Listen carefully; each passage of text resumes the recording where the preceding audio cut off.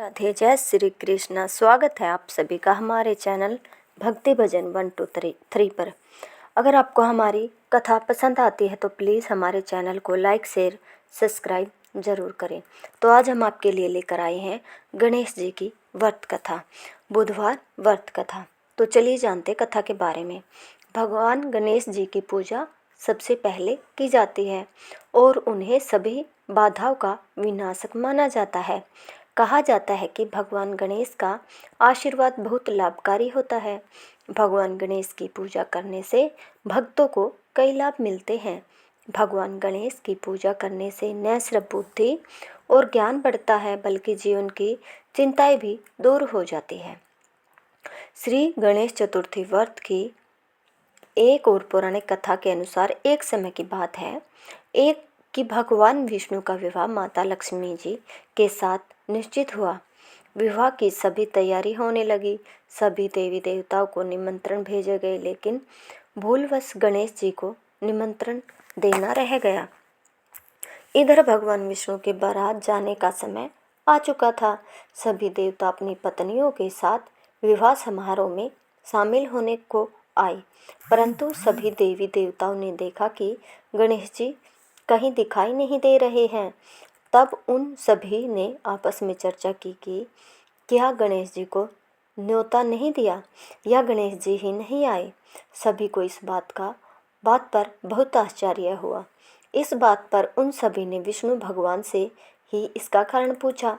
विष्णु भगवान से पूछने पर उन्होंने कहा कि हमने गणेश जी के पिता भोलेनाथ महादेव और माता पार्वती को न्योता भेजा था। यदि गणेश जी अपने पिता के साथ आना चाहते तो आ जाते, अलग से न्योता देने की कोई आवश्यकता भी नहीं थी।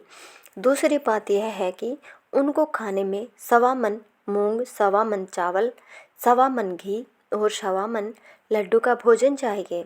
यदि गणेश जी नहीं आएंगे तो कोई बात नहीं, दूसरे के घर जाकर इतना सारा खाना पीना अच्छा भी नहीं लगता। इतनी वार्ता कर ही रहे थे कि किसी एक ने सुझाव दिया, यदि गणेश जी आते तो उनको द्वारपाल बनाकर बैठा सकते थे कि आप घर की याद रखना, आप तो चूहे पर बैठकर धीरे धीरे चलोगे तो बारात में बहुत पीछे रह जाओगे। यह सुझाव भी सबको पसंद आ गया।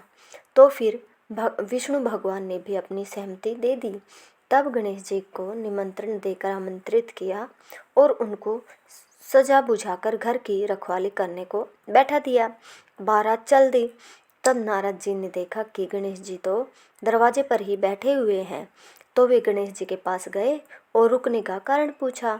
गणेश जी कहने लगे कि विष्णु भगवान ने मेरा बहुत अपमान किया है। नारद जी ने कहा कि आप अपनी मूषक सेना को आगे भेज दे तो वह रास्ता खोद देगी, जिससे उनके वाहन धरती में धंस जाएंगे। तब आपको सम्मानपूर्वक बुलाना पड़ेगा। अब तो गणेश जी ने अपनी मूषक सेना को आदेश दिया, जाओ, और सेना ने जमीन पोली कर दी। तब बारात वहाँ से निकली तो रथों के पहिए धरती में धंसने लगे। लाख कोशिश की परंतु पहिए नहीं निकले। सभी ने अपने अपने उपाय किए परंतु पहिए तो नहीं निकले, बल्कि जगह जगह से टूटने लगे। किसी की समझ में नहीं आ रहा था कि अब क्या करना चाहिए। तब तो नारद जी ने आकर कहा, आप लोगों ने गणेश जी का अपमान किया, जिस कारण यह विघ्न आ रहे हैं। यदि उन्हें मनाकर लाया जाए तो आपका कार्य सिद्ध हो सकता है और यह संकट टल सकता है। भगवान शंकर भगवान ने अपने दूत नंदी को भेजा और वे गणेश जी को लेकर आए। गणेश जी का आदर सम्मान के साथ पूजन किया गया। फिर रथ के पहिए निकलने लगे और यह संकट टल गया।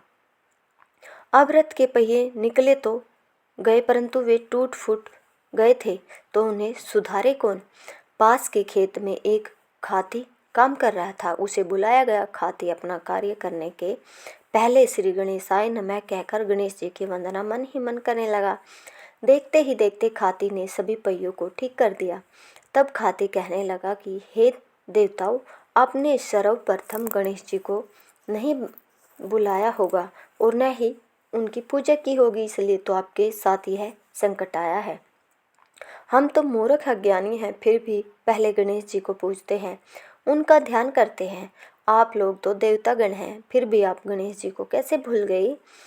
अब आप लोग भगवान श्री गणेश जी की जय बोलकर जाए तो आपके सब काम बन जाएंगे और कोई भी संकट नहीं आएगा। ऐसा कहते हुए बारात वहाँ से चल दी और विष्णु भगवान का लक्ष्मी जी के साथ विवाह संपन्न करा के सभी सकुशल घर लौट आए।